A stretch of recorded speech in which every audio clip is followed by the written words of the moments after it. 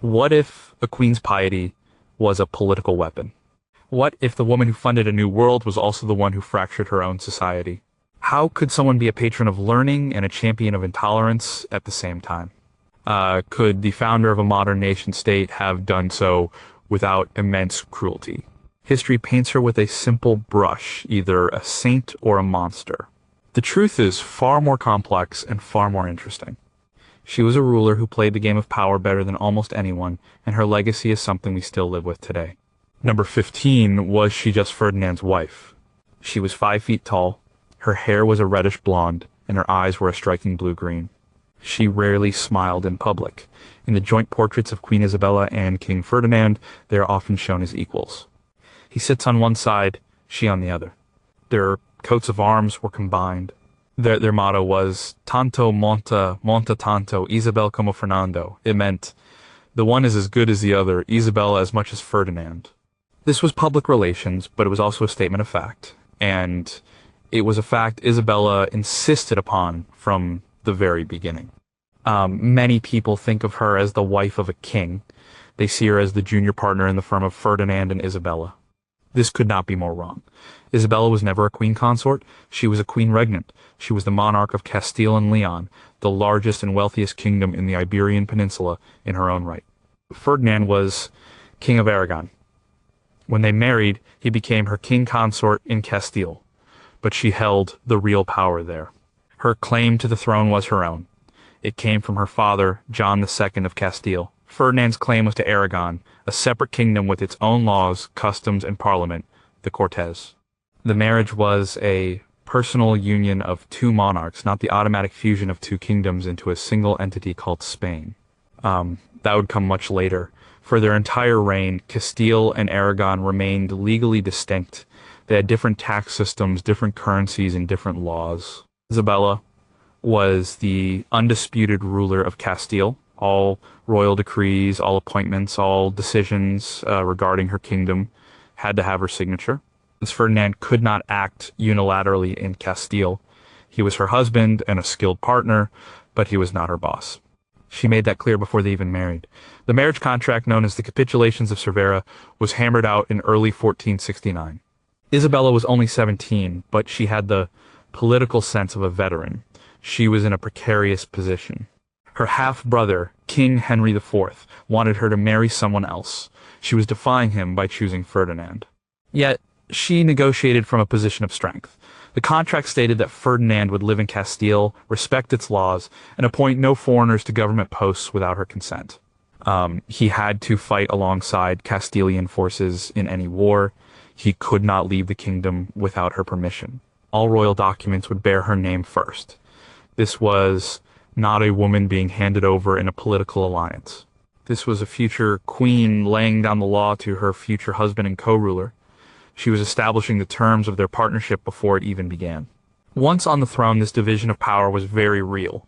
Castile was the engine of their joint reign. It was larger, more populous, and had a more centralized power structure than Aragon, which was more of a confederation of territories, each with its own strong local rights. The great ventures of their reign were primarily Castilian ventures, funded by Castilian money and driven by Isabella's authority. The financing of Christopher Columbus's voyage came from the Castilian treasury. The conquest of Granada was a Castilian military effort. The administration of the New World territories fell under the crown of Castile. Ferdinand was an indispensable partner. He was a brilliant diplomat and a shrewd military strategist. He brought Aragon's naval power and Mediterranean connections to the table. But Isabella was the senior partner. She held the purse strings and the larger army. She was also the one who connected more with the people of Castile. She spent much of her reign on the move, traveling from city to city, holding court, and administering justice in person. This made her visible and popular. She understood that her power rested on the loyalty of her subjects, not just the nobles. Her Ferdinand was often seen as a foreigner and Aragonese. Isabella was their queen. This distinction was crucial. When she died in 1504, the union almost fell apart. Her will named her daughter Joanna as her successor in Castile. It stipulated that if Joanna was unable to rule, Ferdinand would be regent, but only until Joanna's son, Charles, came of age. She did not simply hand her kingdom over to her husband. She ensured the line of succession for Castile remained distinct. Ferdinand had to fight to maintain his influence there, and for a time he was forced out of Castile altogether. This shows where the true power lay. Castile was Isabella's, and she never let anyone, not even the husband she loved and ruled with, forget it. Number 14, did she win her crown by accident? Isabella was declared heir to the throne of Castile on September 19, 1468.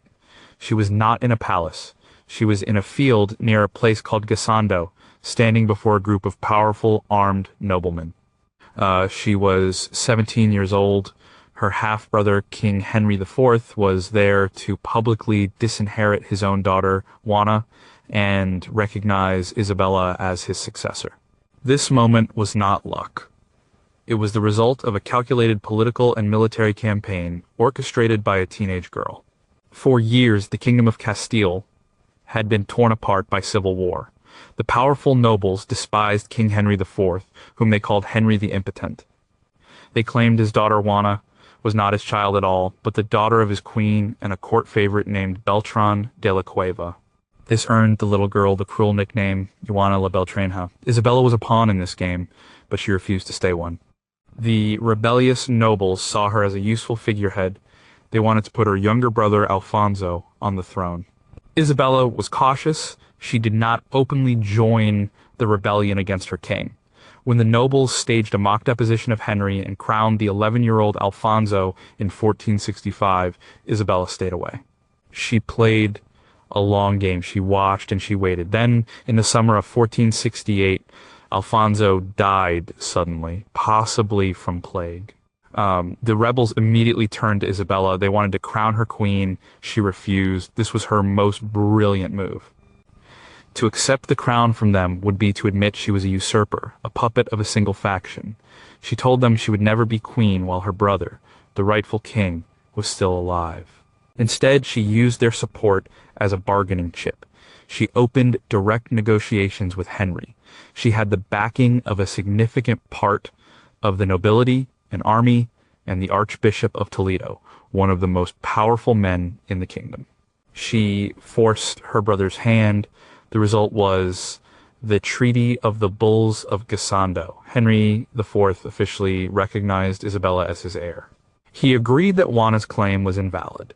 In return, Isabella agreed not to marry without his consent. It was a stunning victory. She had legitimized her claim to the throne without having to fight a war for it yet. She had outmaneuvered the king and the nobles who thought they could use her. But she wasn't done. The treaty said she could not marry without Henry's consent, and Henry wanted her to marry the old king of Portugal or the Duke of Berry, the brother of the French king. These were alliances that would benefit Henry, but not Isabella or Castile. Isabella had her own ideas. She had been in secret correspondence with John II of Aragon about marrying his son Ferdinand. An alliance with neighboring Aragon made strategic sense. It would unite the two largest Christian kingdoms of Iberia, but Henry would never approve it. So Isabella acted in secret. In 1469, Ferdinand traveled across Castile in disguise, pretending to be a merchant's servant to avoid being captured by Henry's forces. Isabella, for her part, created a pretext to travel to the city of Valladolid where she could meet him. She claimed she needed to visit her mother's tomb. When Henry's men came to stop her, the Archbishop of Toledo was there with his own soldiers to make sure she passed safely. In October 1469, they were married. Isabella was 18, Ferdinand was 17. She had defied her king and broken the Treaty of Gassando. For Henry was furious. He immediately renounced the treaty and redeclared his daughter Juana as his heir. The Civil War was back on. When Henry IV died in 1474, Isabella did not wait for anyone's permission. The moment the news reached her in Segovia, she rode into the main square, had a throne set up, and had herself proclaimed Queen of Castile and Leon. It was a bold, decisive act, but her fight wasn't over. The King of Portugal, Alfonso V, who had been promised Juana's hand in marriage, invaded Castile to claim the throne for his bride.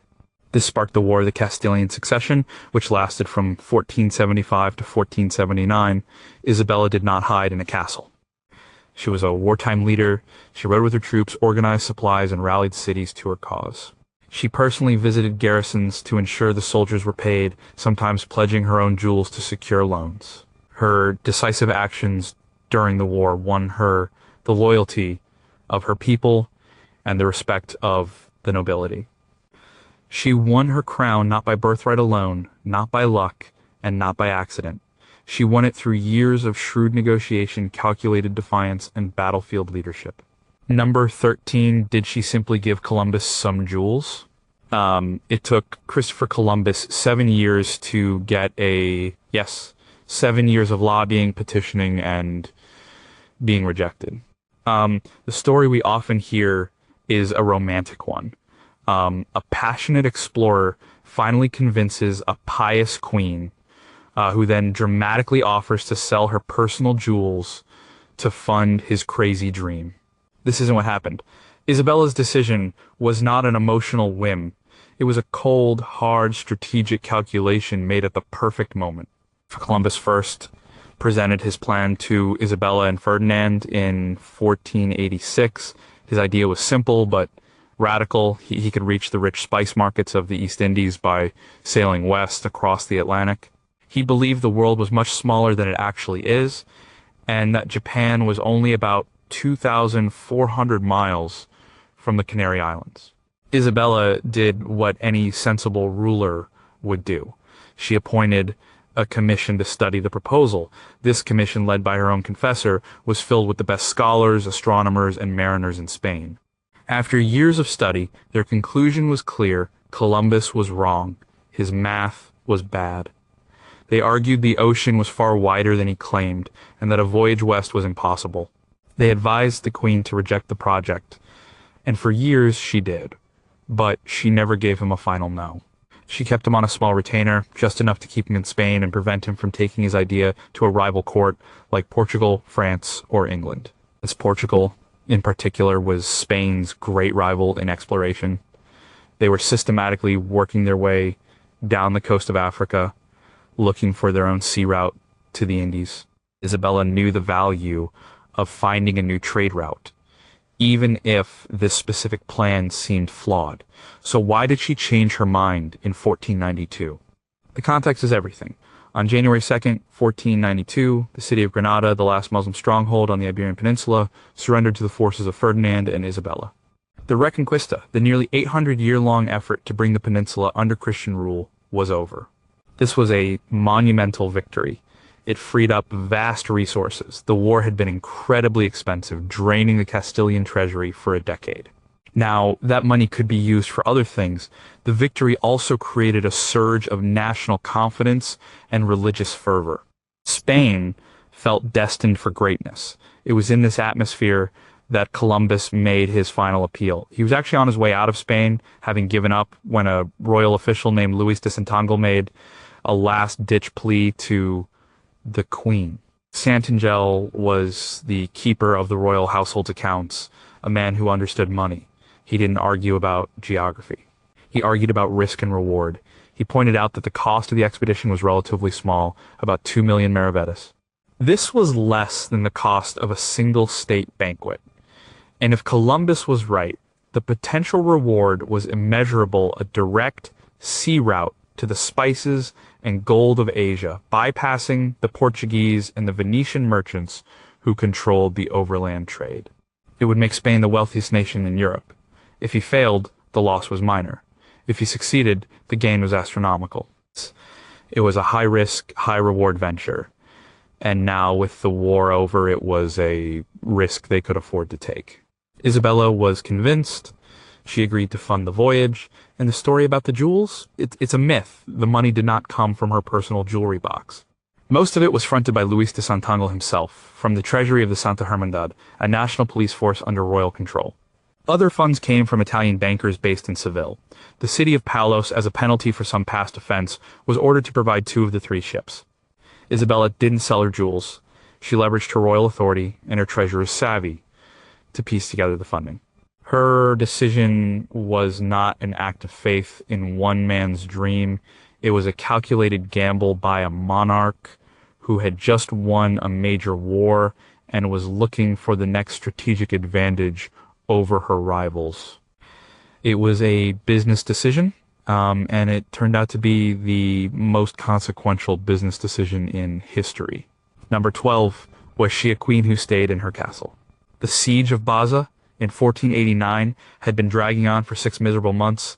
The Castilian army was bogged down, morale was plummeting, and the winter was setting in. The soldiers were on the verge of mutiny. They hadn't been paid, and they were ready to abandon the campaign against the Emirate of Granada. Ferdinand was at the front, but he couldn't stop the collapse. Then the queen arrived. Isabella rode into the military camp dressed in armor, a breastplate over her gown. She didn't come alone. She brought with her a massive train of supplies and, most importantly, the money to pay the troops their back wages. She moved through the camp talking to the captains and the common soldiers. Her presence electrified the army. Morale soared. The siege was renewed with vigor, and shortly after, Baza fell. This was not an isolated incident.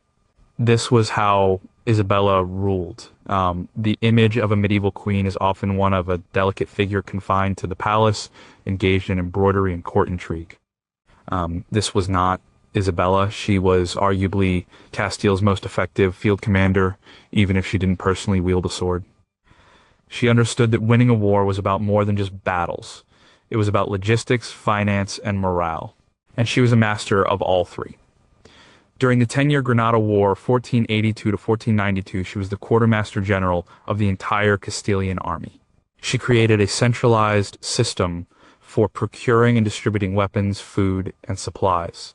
She organized a massive network of thousands of carts and mules to keep the armies at the front supplied. This logistical train was unprecedented in its scale and efficiency. She was also an innovator in military medicine. Appalled by the poor care given to wounded soldiers, she established a series of mobile field hospitals called Queen's Hospitals that traveled with the army. These were staffed with physicians and surgeons and equipped with beds and medical supplies. This was one of the first organized military medical corps in European history. It was a huge boost to the soldiers' morale. They knew that if they were wounded, they would be cared for, not just left to die on the field. This was not just an act of compassion, it was smart military strategy. A soldier who believes he will be cared for will fight harder. And Isabella was constantly on the move. Her court was not a fixed place, but was wherever she and her entourage happened to be. In a single year, she might travel through dozens of towns and cities across Castile. This relentless travel served a dual purpose. First, it allowed her to administer justice directly. People could bring their grievances straight to the queen. This made the crown a visible, tangible presence in their lives and built a powerful bond of loyalty. Second, it allowed her to keep a close watch on the powerful nobles. A noble who might be tempted to plot against the crown in a far-off province was much less likely to do so when the queen herself might show up at his castle gates with her retinue. Her physical courage was legendary. During the War of the Castilian Succession, while pregnant, she rode for days to rally support and put down rebellions. At the siege of Granada, a fire broke out in the royal camp, destroying her tent and much of the encampment. She remained calm, organized the recovery, and ordered the construction of a more permanent stone city on the site, which she named Santa Fe. This sent a clear message to the besieged defenders of Granada: we are not leaving. We are building a city here. We will stay as long as it takes. She was not a commander who directed from the safety of a distant capital. She shared the hardships of the campaign with her soldiers. She understood that power wasn't just about giving orders. It was about being present. It was about, showing up. Number 11, was her reign only about faith? In 1480, just a few years into her reign, Isabella issued a decree in the city of Toledo. It was not about war or exploration. It was about the royal council, the main governing body of Castile. For centuries, this council had been dominated by the great noble families, the dukes, marquises, and counts, who held vast lands and private armies. They often used their positions on the council to enrich themselves and challenge the king's authority. Isabella changed that. She systematically removed the powerful grandees from their traditional seats of power on the council. In their place, she appointed men based on merit, not birth. These new councillors were overwhelmingly letrados men with university degrees in law. They were commoners or from the lower gentry. Their power, their careers, and their wealth came directly from the queen. Their loyalty was to her, not to a powerful family or region.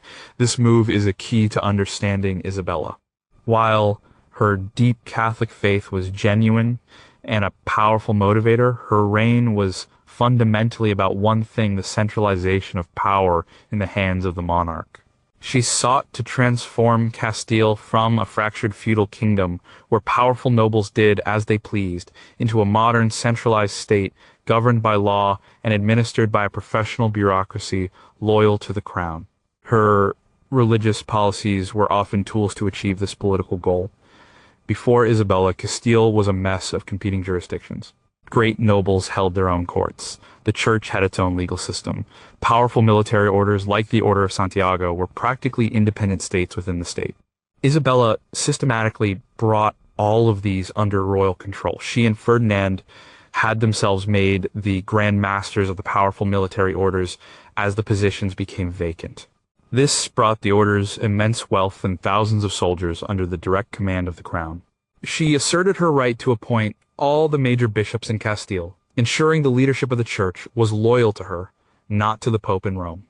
This was a major power grab that gave her immense influence over the vast resources of the Spanish church. The establishment of the Spanish Inquisition in 1478 is often seen as a purely religious act, but it was also a powerful political tool. Unlike the older medieval Inquisitions, which were controlled by local bishops, the Spanish Inquisition was controlled by the crown. The king and queen appointed the Inquisitor General. It was the only institution whose authority extended across both Castile and Aragon. The Inquisition gave the monarchs a weapon they could use to enforce loyalty and conformity. Its proceedings were secret, and the accused had few rights. It could investigate anyone, even powerful bishops and nobles who were otherwise outside the reach of normal royal justice. Crucially, the property of those found guilty was confiscated by the crown. This made the Inquisition a source of revenue for the state and a way to break the economic power of potential rivals. Creating a religiously uniform kingdom where everyone was a Catholic was also a way to create a politically unified kingdom. In a society where religious identity was paramount, forcing everyone to conform to one faith was a way of forcing them to conform to one royal authority. It aimed to eliminate internal divisions and create a single unified Spanish identity loyal to the crown. Her legal and administrative reforms were just as important. She revived and empowered an old institution called the Santa Hermandad, the Holy Brotherhood. This was essentially a national police force, funded by the towns but controlled by the crown. Its job was to patrol the roads and countryside, suppressing banditry and the private wars of local nobles. For the first time, a peasant or a merchant could travel with some degree of safety. The Hermandad brought the king's justice to the countryside, a place where it had rarely been seen before. It made the crown the guarantor of law and order, further weakening the old feudal lords. Isabella's reign was driven by her faith, but that faith was put in the service of a grand political project, the creation of a powerful, centralized Spanish state with the monarch at its absolute center. Number 10. Did she inherit a united Spain? The country we call Spain did not exist when Isabella took the throne in 1474. The Iberian Peninsula was a patchwork of separate kingdoms, each with its own identity, language, and history. To the west was the Kingdom of Portugal. In the east, hugging the Mediterranean coast, was the Crown of Aragon, which was itself a federation including Aragon, Catalonia, and Valencia. In the south was the Muslim Emirate of Granada. And in the center, dominating the peninsula, was Isabella's inheritance, the Crown of Castile. Even the name Spain, or Hispania, was, just a vague geographical term, a memory of the old Roman province. It was not a political reality. The people living there did not think of themselves as Spaniards. They were Castilians, Aragonese, Catalans, Basques, or Galicians.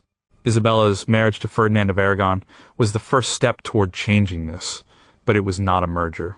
It was a partnership between two separate entities. A Castilian traveling to Aragon was considered a foreigner and vice versa. They had different parliaments, the Cortes, different laws, and different tax systems. The union was personal to the monarchs. Their motto, Tanto monta, monta tanto, was a clever piece of branding for their partnership, but it didn't erase centuries of separate development. Isabella and Ferdinand worked hard to create a sense of common purpose, but they always had to navigate the legal and cultural differences between their realms. Their first and most important joint project was the conquest of Granada. For centuries, the Christian kingdoms of the north had been slowly pushing south, retaking territory from the Muslim rulers in a process called the Reconquista. But for the last 200 years, that process had stalled. The Emirate of Granada, protected by mountains, had survived as a vassal state, sometimes paying tribute to Castile. It was a constant source of border raids and instability. For Isabella, a devout Catholic, the existence of a Muslim kingdom on Iberian soil was an affront to her faith.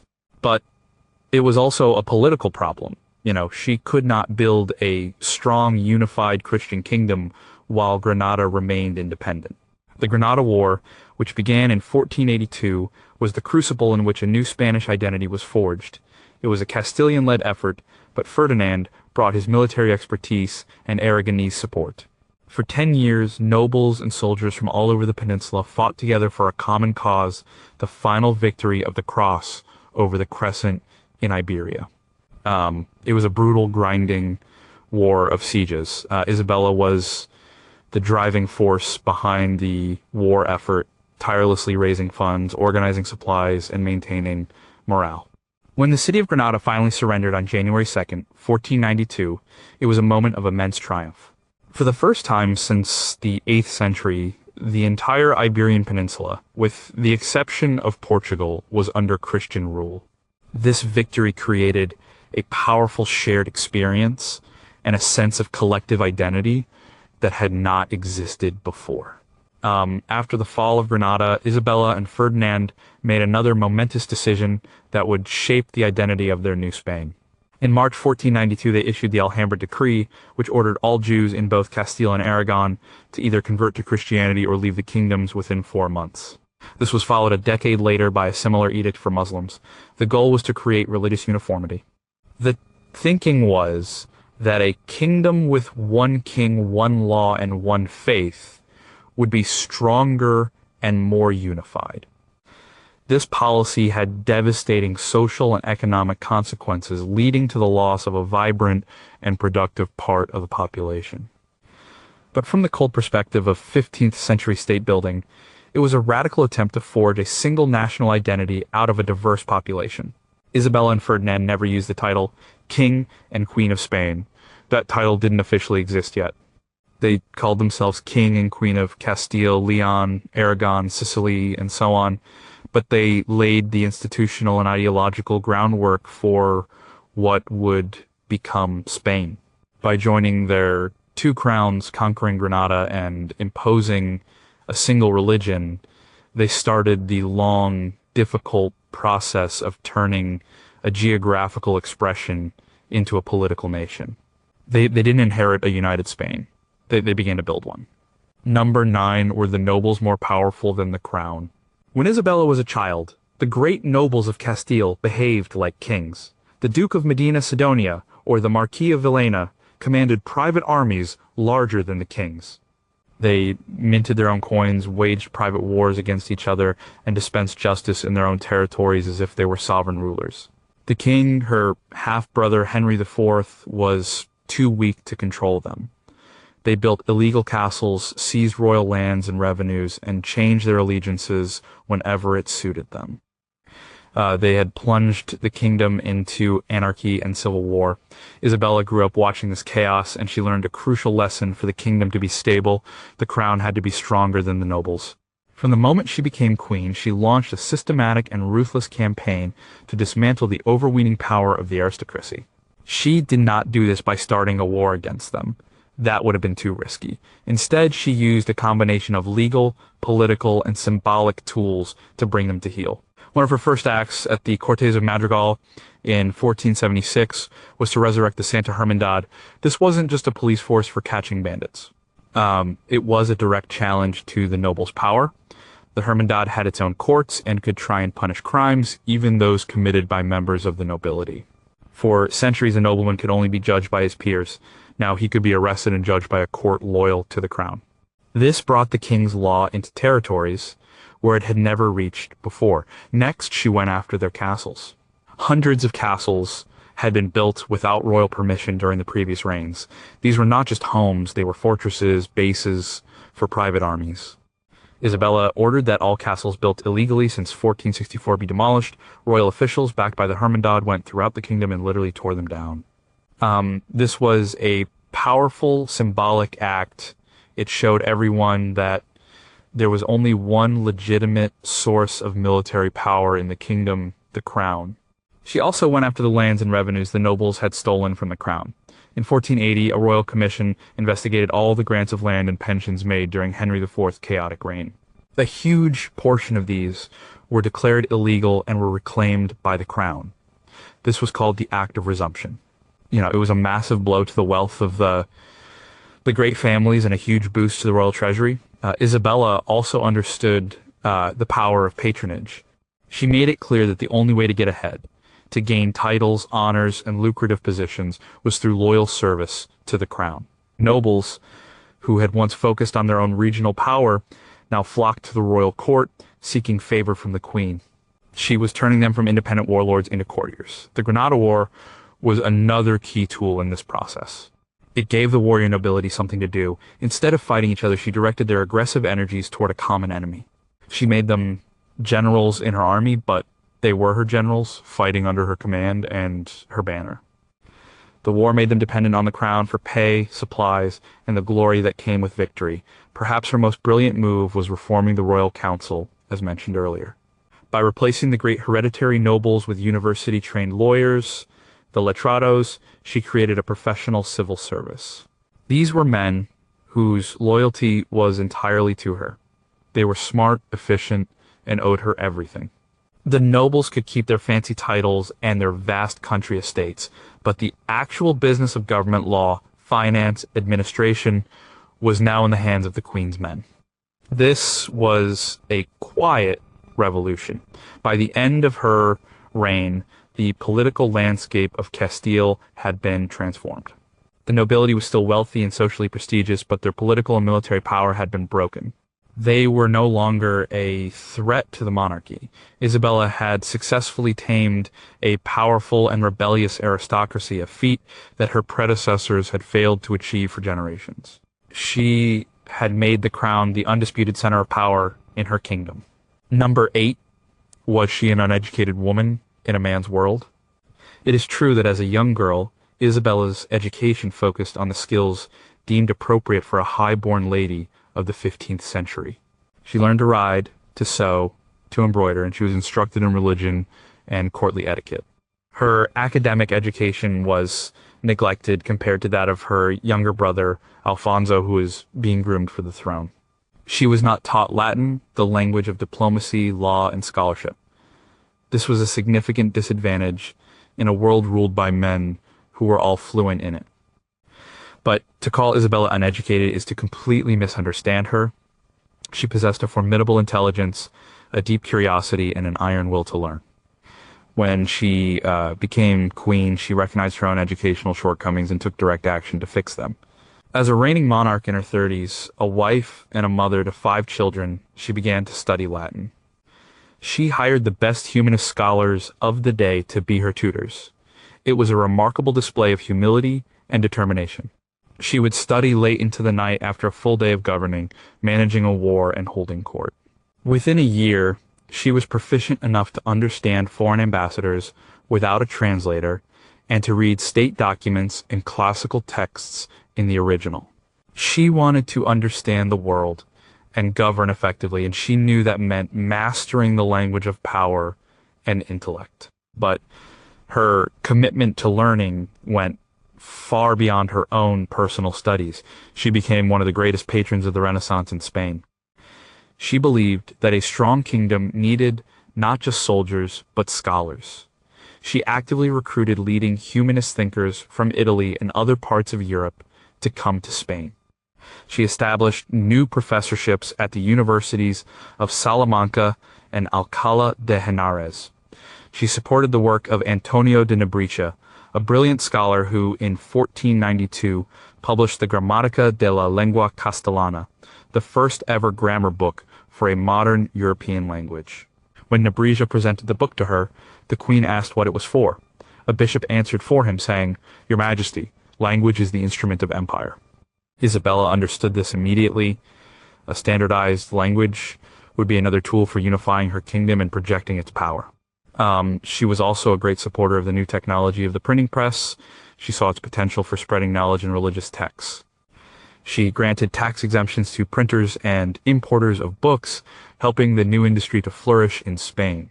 Her personal library was vast, containing hundreds of volumes on history, philosophy, poetry, and Christian theology. She was not just a collector, she was a reader. She wanted her children to have the education she had been denied. She hired the best tutors in Europe, like the Italian humanist Peter Martyr d'Anchiera, to educate all her children, including her daughters. This was highly unusual for the time. Her daughters, Isabella, Joanna, Maria, and Catherine of Aragon, the future first wife of Henry V of England, were among the most educated women in Europe. They were fluent in Latin, spoke several other languages, and were well versed in history, law, and theology. This wasn't for show. Isabella was grooming them to be queens and consorts in foreign courts. She knew that a sharp, educated mind was a queen's greatest asset. So, while she may have started with a limited formal education, Isabella became a deeply learned woman and a transformative figure in Spanish intellectual life. She understood that knowledge was power. By educating herself, her children, and her nation, she was investing in the long-term strength and prestige of her kingdom. She was not an uneducated woman in a man's world. She was a self-made intellectual who used her power to champion learning and remake her country's cultural landscape. Number 7. Were her children's marriages just family matters? Isabella and Ferdinand had 5 children who survived to adulthood, 1 son, John, and 4 daughters, Isabella, Joanna, Maria, and Catherine. Every single one of their marriages was a carefully calculated move in a grand strategic game of international diplomacy. This was not about finding happy matches for her children. It was about foreign policy. Specifically, it was about building a wall around Spain's greatest rival, France. Isabella's matrimonial strategy was a brilliant and patient exercise in geopolitical chess. She used her children as her most valuable pieces, deploying them across the map of Europe to forge a network of alliances that would isolate and contain French power. The first major move was a double marriage alliance with the most powerful family in Europe, the Habsburgs. The Habsburgs controlled the Holy Roman Empire, the Netherlands, and Burgundy. An alliance with them would create a formidable bloc against France.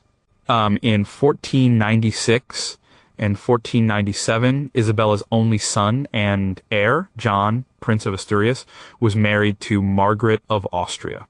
At the same time, her daughter Joanna was married to Margaret's brother, Philip the Handsome, Duke of Burgundy. And Philip was the son and heir of the Holy Roman Emperor Maximilian. This double pact linked Spain directly to the heart of Central Europe, creating a pincer movement around France from the south and the northeast. The second prong of her strategy was directed at England. England and France were traditional enemies. An Anglo-Spanish alliance would add another powerful player to the anti-French coalition. For this, Isabella designated her youngest daughter, Catherine of Aragon. Negotiations for her marriage to Arthur, the Prince of Wales and heir to the English throne, began when Catherine was just 3 years old. The marriage finally took place in 1501. This alliance would link Spain to England's naval power and put further pressure on France from the north. The third part of the strategy focused on their immediate neighbor, Portugal. Portugal was Spain's main rival in overseas exploration and a potential backdoor for French influence on the peninsula. Isabella wanted to ensure peace and, ideally, the eventual unification of the entire Iberian Peninsula under her family's rule. She first married her eldest daughter, also named Isabella, to the heir of the Portuguese throne. After he died in an accident, the widowed Isabella was married to the new King of Portugal, Manuel I. The goal was that their son, Miguel, would one day inherit Portugal, Castile, and Aragon, uniting all of Spain. Tragedy struck Isabella's carefully laid plans again and again. Her only son, John, died just 6 months after his wedding, leaving Spain without a male heir. Her daughter, Isabella, Queen of Portugal, died in childbirth, and her grandson, Miguel, the hope for a unified Iberia, died at the age of 2. Her daughter Joanna's marriage to Philip the Handsome produced the necessary heir, the future Emperor Charles V, but Joanna herself suffered from severe mental health issues, leading to her being known as Joanna the Mad. Catherine of Aragon's first husband, Arthur, died shortly after their wedding, forcing a long and complicated process to betroth her to his younger brother, the future Henry V, a marriage that would end in a historic schism. Despite these personal heartbreaks and setbacks, the grand strategy largely worked. The web of alliances she wove completely changed the balance of power in Europe. Her grandson Charles V would eventually inherit an empire on which the son never set Spain, the Netherlands, parts of Italy, the Holy Roman Empire, and the vast new territories in the Americas. This immense power, which would dominate European politics for over a century, was a direct result of Isabella's dynastic master plan. Her children's marriages were not family matters. They were acts of statecraft of the highest order. Number 6, did she ignore the kingdom's finances? Castile was broke when Isabella took the throne. The royal treasury was empty. The currency had been debased so many times by her brother Henry IV that it was practically worthless. People used different kinds of coins of varying quality, making trade a nightmare. The crown's primary sources of income, royal lands and taxes, had been given away or sold off to powerful nobles. It was a fiscal disaster. A ruler without money is a ruler without power. Isabella knew this. Re-establishing royal authority meant first re-establishing royal control over the kingdom's finances. She was methodical and relentless in this task. One of her first priorities was to reform the currency. A stable currency is the bedrock of a stable economy. She and Ferdinand introduced a new high-quality gold coin called the Excellente and a silver coin called the Real. These coins had a standardized weight and purity that was strictly enforced. They also cracked down on the illegal mints that had sprung up all over the kingdom, many operated by nobles. This monetary reform was a huge success. For the first time in generations, people could trust the money in their hands. It boosted trade, simplified commerce, and made it easier for the crown to collect taxes in a reliable currency. Next, she tackled the massive problem of the lands and revenues that had been alienated from the crown. As mentioned before, the Act of Resumption of 1480 clawed back a huge amount of wealth from the nobility. This was not just a political move to weaken them, it was a fiscal necessity to strengthen the state. The crown's income increased dramatically as rents and taxes from these recovered lands flowed back into the royal treasury. She also reformed the tax collection system. Instead of relying on private tax farmers, who often skimmed a large portion for themselves, she moved toward a system of direct collection by royal officials, making it more efficient and less corrupt. Isabella also understood the importance of trade to the kingdom's wealth. The most powerful economic interest group in Castile was the Mesta, a massive and ancient guild of sheep owners who controlled the lucrative wool trade. Millions of merino sheep migrated across Castile every year, and their wool was a top European export, especially to the cloth makers of Flanders and England. Isabella took the Mesta under direct royal protection. She confirmed its extensive grazing rights, which often came at the expense of farmers, because she understood that the export taxes on wool were a critical source of revenue for her government. It was a pragmatic economic decision. She also actively encouraged the great trade fairs, like the one at Medina del Campo, which became one of the most important financial centers in Europe. Merchants and bankers from all over the continent gathered there to trade goods, wool, and to arrange letters of credit. Isabella's government provided security and legal oversight for these fairs, fostering a stable environment for business. And of course, her sponsorship of Columbus and subsequent exploration was at its core an economic venture. She was looking for new sources of wealth, new trade routes, and new resources to fund the growing power of her state. The eventual flood of gold and silver from the Americas would transform the Spanish economy, and indeed the world economy, though much of this would happen after her death. Isabella was not a modern economist, but she was an intensely practical and effective manager of her kingdom's finances. She inherited a bankrupt state, and through systematic reform of the currency, taxation, and royal assets, she put it on a sound financial footing. This financial stability was the essential foundation for all her other achievements: her victory in the Granada War, her assertion of royal authority over the nobles, and her funding of the voyages of discovery that would launch the Spanish Empire. She didn't ignore finances. She mastered them. Number 5 was the Inquisition, a separate church matter. On November 1st, 1478, Pope Sixtus IV issued a papal bull authorizing the Catholic monarchs of Spain to appoint inquisitors in their kingdoms. From the outside, this looked like a standard church procedure. Inquisitions had existed in Europe for centuries to deal with heresy, and they were typically run by the church. But the Spanish Inquisition that Isabella and Ferdinand created was a radically different institution. It was an instrument of the state, dressed in the robes of the church. The queen was its true master. She and Ferdinand fought for and won the right to appoint the Inquisitor General themselves. This was key.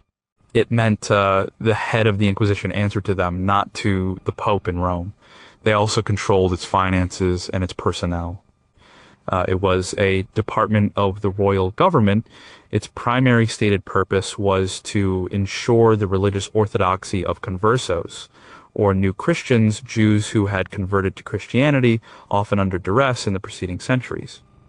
There was widespread suspicion among old Christians that many conversos were secretly practicing their ancestral faith.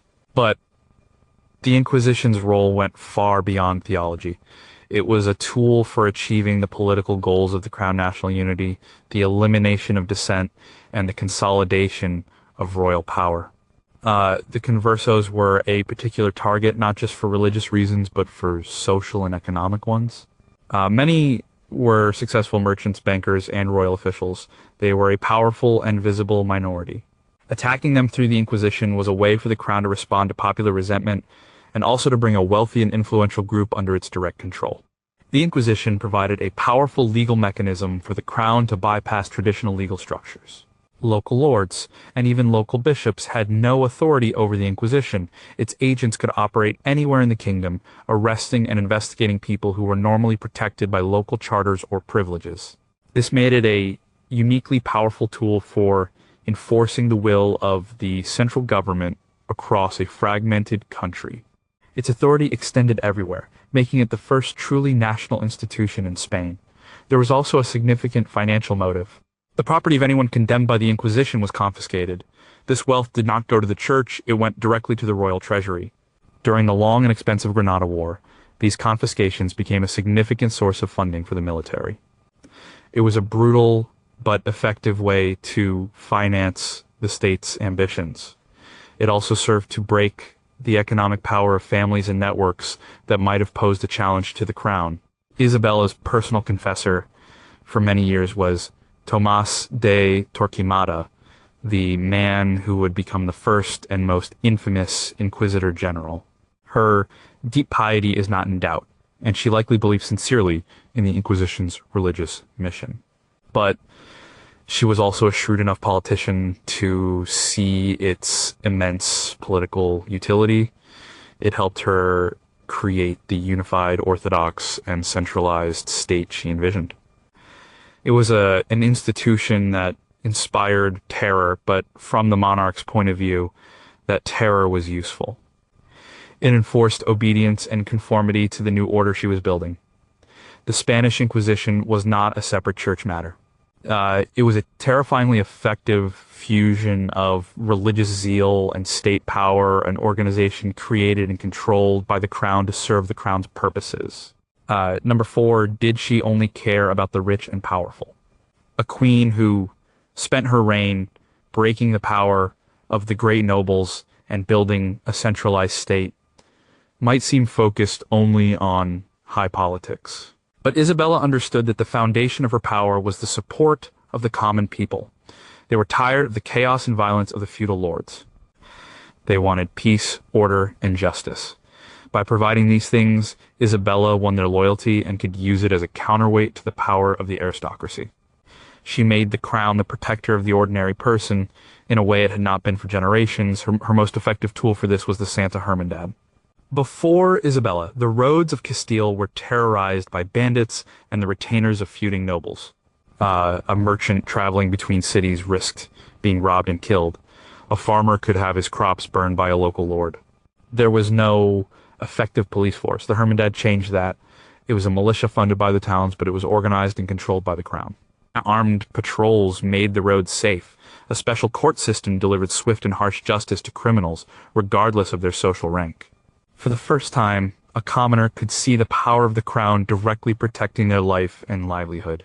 This was a revolutionary change. Isabella also made herself personally accessible to her subjects. She was a famously itinerant monarch, constantly traveling the kingdom. In every town she visited, she would hold public audiences where anyone, from a peasant to a shopkeeper, could present a petition or a grievance directly to her. She was known to sit for hours, listening patiently to the problems of her people and dictating orders to her secretaries to resolve them. This was not just for show, it was a key part of her governance. It allowed her to learn firsthand about the abuses of local officials or nobles and to intervene directly. It created a powerful myth of good Queen Isabella, the dispenser of justice, a myth that built a deep reservoir of popular support for her monarchy. She also took steps to regulate the economy in ways that benefited ordinary people, or at least protected them from the worst abuses. She was concerned with ensuring a stable food supply for the cities. She passed laws regulating the price of grain to prevent hoarding and price gouging during times of shortage. While she protected the powerful Mesta Sheep Herders Guild for its tax revenue, she also tried to mediate the constant conflicts between the shepherds and the farmers whose lands were often damaged by the migrating flocks. She was not a modern social reformer, and her society remained deeply hierarchical. But she understood that a kingdom where the common people felt the law was unjust and their livelihoods were insecure was an unstable kingdom. Her legal reforms also had an impact. By centralizing the justice system and sending out royal officials called corregidors to oversee municipal governments, she sought to replace the arbitrary rule of local strongmen with a more standardized and predictable system of law. A person with a legal dispute no longer had to depend on the whims of their local lord. They could, in theory, appeal to the king's justice. The reality was often more complicated, but the principle was transformative. It established the idea that everyone, not just the powerful, was subject to the law of the kingdom and that the crown was the ultimate guarantor of that law. Isabella's focus was on building a powerful monarchy, but she knew that such a monarchy could not be built on the support of the nobles alone. It needed the loyalty of the towns, the merchants, and the peasantry. By providing security, access to justice, and a measure of economic stability, she earned that loyalty. Number 3, was Castile already a superpower when she ascended? The Castile that Isabella inherited in 1474 was on the verge of being a failed state. It was not a superpower. It was a kingdom in a state of profound crisis. Politically, it was fractured and unstable. Her brother's reign had been marked by a near-continuous civil war between the crown and factions of the powerful, rebellious nobility. Royal authority had collapsed. The kingdom was a patchwork of semi-independent domains controlled by warlords. Economically, the country was a disaster. The treasury was empty, the currency worthless. The great potential wealth of the wool trade was disrupted by the constant insecurity. Socially, the kingdom was racked by violence, banditry was rampant, feuds between noble families turned the countryside into a battleground. There was no effective national army, no functioning bureaucracy, and no respect for the rule of law. Compared to its neighbors, Castile was punching far below its weight. Portugal was in the midst of its golden age of exploration, systematically charting the coast of Africa and building a maritime empire.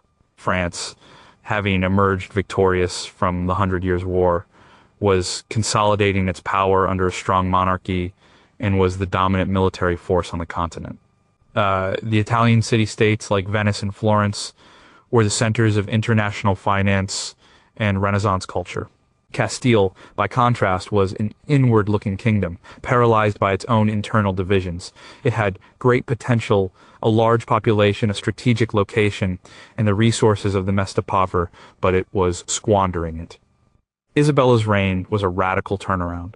In the space of 3 decades, she and Ferdinand took this failing state and transformed it into the foundations of the first global superpower. The process began with winning the War of the Castilian Succession, which cemented her hold on the throne and defeated the Portuguese-backed challenge. This victory was the essential first step. With her claim secure, she began the painstaking work of state building. As we've seen, she broke the power of the nobles, reformed the finances, and established law and order with the Santa Hermandad. These were the internal repairs needed to make the kingdom functional again. The conquest of Granada was the next major step. This 10-year war did more than just complete the Reconquista. It forged a new, more effective Castilian army. The feudal levies of old were replaced by a more professional, state-funded military. New tactics and technologies, particularly in artillery, were developed. This new Spanish army would go on to dominate the battlefields of Europe for the next century. The victory in Granada also gave the new Spanish monarchy immense prestige throughout Christendom. And then came 1492, the fall of Granada, the expulsion of the Jews, and the funding of Columbus's voyage all happened in the same year. This was the pivot point. The discovery of the Americas and the subsequent colonization opened up a source of wealth and power on a scale the world had never seen before. It transformed Castile from a peripheral European kingdom into the center of a burgeoning global empire. Gold and silver from Mexico and Peru would fund Spain's armies and its ambitions for generations. By the time of Isabella's death in 1504, Castile was unrecognizable from the broken kingdom she had inherited. It was politically centralized under a powerful monarchy. Its finances were stable. It had the most formidable army in Europe. And it controlled a vast and growing overseas empire. She didn't inherit a superpower. She forged one in the fire of civil war, religious conflict, and bold exploration. She laid every single one of the foundations, political, military, and economic poor, that her Habsburg successors would build upon to create the Spanish Golden Age. Number 2, did emotion guide her biggest decisions? Isabella is often portrayed as a woman of intense passions. Her deep religious piety is seen as the emotional driver of her most controversial policies, like the establishment of the Inquisition and the expulsion of the Jews. Her supposed feminine intuition is credited with her decision to back Columbus, but this view misunderstands the nature of her rule. Isabella was a remarkably unsentimental and pragmatic ruler. Her decisions, even those that seemed to be driven by faith, were almost always rooted in a cold and clear-eyed political logic. Her goal was the consolidation and expansion of royal power, and she used whatever tools were necessary to achieve it. Consider her marriage to Ferdinand. She was a teenager in a very vulnerable position. The easy, emotional choice might have been to submit to her brother, the king's wishes. Instead, she defied him and secretly arranged her own marriage to the man she had chosen. This choice was not based on romance. She and Ferdinand had never met. It was a strategic calculation. An alliance with Aragon was the best possible move for her and for Castile. It secured her a powerful ally in her coming fight for the throne and set the stage for a unified Iberia. It was a decision of the head, not the heart. Her religious policies were similarly pragmatic. The establishment of the Inquisition and the expulsion of the Jews were framed in the language of faith, and her personal piety was undoubtedly a factor.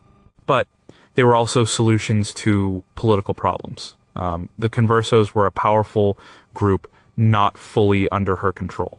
The Inquisition was a way to subordinate them. A kingdom with religious minorities was a kingdom with potential fault lines that could be exploited by her enemies, both internal and external. Enforcing religious uniformity was a brutal but effective method of state building in the 15th century. It was a way to create a single, loyal population under a single monarch. The human cost was immense. But from the perspective of a ruler trying to forge a nation out of a collection of disparate groups, it had a ruthless logic. Even her most famous decision funding Columbus was a calculated risk, not a leap of faith. As we've seen, she waited until the long, expensive Granada War was over. She waited until her finances were stable. She listened to her advisors who pointed out the relatively low cost of the venture compared to the potentially enormous reward. She was not a dreamer, backing another dreamer. She was an investor making a strategic bet at a moment when her kingdom could afford the risk and desperately needed the potential upside to leapfrog its rival, Portugal. Throughout her reign, Isabella showed an incredible capacity for patient, long-term strategic thinking. Her decades-long project to tame the nobility was not a series of angry confrontations, but a slow, methodical dismantling of their power using legal and administrative tools. Her matrimonial diplomacy, using her children's marriages to encircle France, was a grand strategy that played out over years and shaped the map of Europe. These were not the actions of a ruler guided by emotion, they were the moves of a master political chess player. Isabella was a woman of deep faith and strong convictions, but when it came to the exercise of power, she was a pragmatist. She had a clear vision of the strong, centralized, and powerful Spain she wanted to build, and she pursued that vision with relentless and unsentimental determination. Number one, can we judge her as simply good or bad? It is impossible to fit Queen Isabella into a simple box. The attempt to label her as either a saint, as some have tried to do, or a villain is to ignore the profound and often brutal complexity of her character and her reign. She was a builder and a destroyer, a unifier and a purger. She was a patron of Renaissance learning and a champion of religious intolerance. She was a product of her time, a medieval queen who laid the foundations of the modern world. To understand her, we have to look at all of these contradictions at once. She was undoubtedly a ruler of immense ability. She inherited a failed state and reforged it into a great power. She was a brilliant administrator, a shrewd diplomat, and a determined military leader. She gave her kingdom stability, law, and a sense of national purpose it had lacked for centuries. She ushered in an era of intellectual and cultural flourishing. She sponsored the voyage that would connect two hemispheres of the planet, fundamentally and forever changing the course of human history. These are the achievements of a great historical figure. For millions of Castilians, her reign meant the end of aristocratic anarchy and the arrival of the king's peace. She brought order out of chaos. But this order came at a terrible price. Her vision of a unified Spain was predicated on a rigid and exclusionary religious uniformity.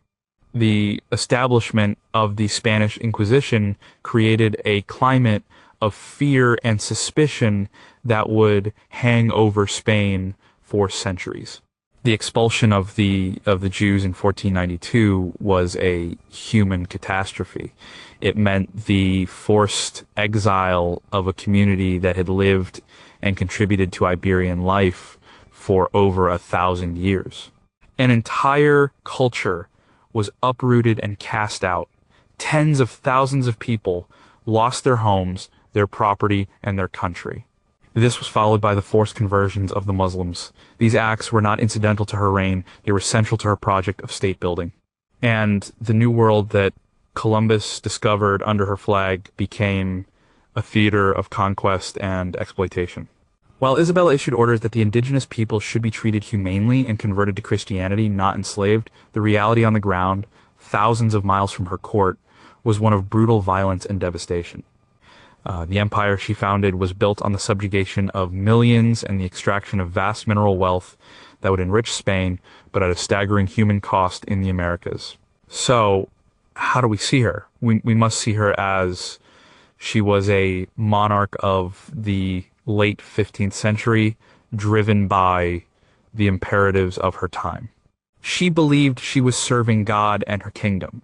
Her goals were security, unity, and the triumph of her faith. The methods she used to achieve these goals were often ruthless. Judging her by 21st century standards of human rights and religious tolerance is ahistorical. But to ignore the suffering that her policies caused would be to whitewash history. The most honest approach is to see the two sides of her legacy as inseparable. The gold that funded the Spanish Golden Age was connected to the destruction of indigenous societies. The national unity she forged was achieved through brutal religious persecution. Her story is not a simple tale of good versus evil. It is a stark example of how the creation of a powerful nation-state, the building of an empire, can be a process of both immense achievement and immense cruelty. She was a total power player. She was wildly misunderstood because people try to make her simple. She was not. She was one of the most consequential and complex rulers in history, and her legacy, both brilliant and dark, continues to shape our world.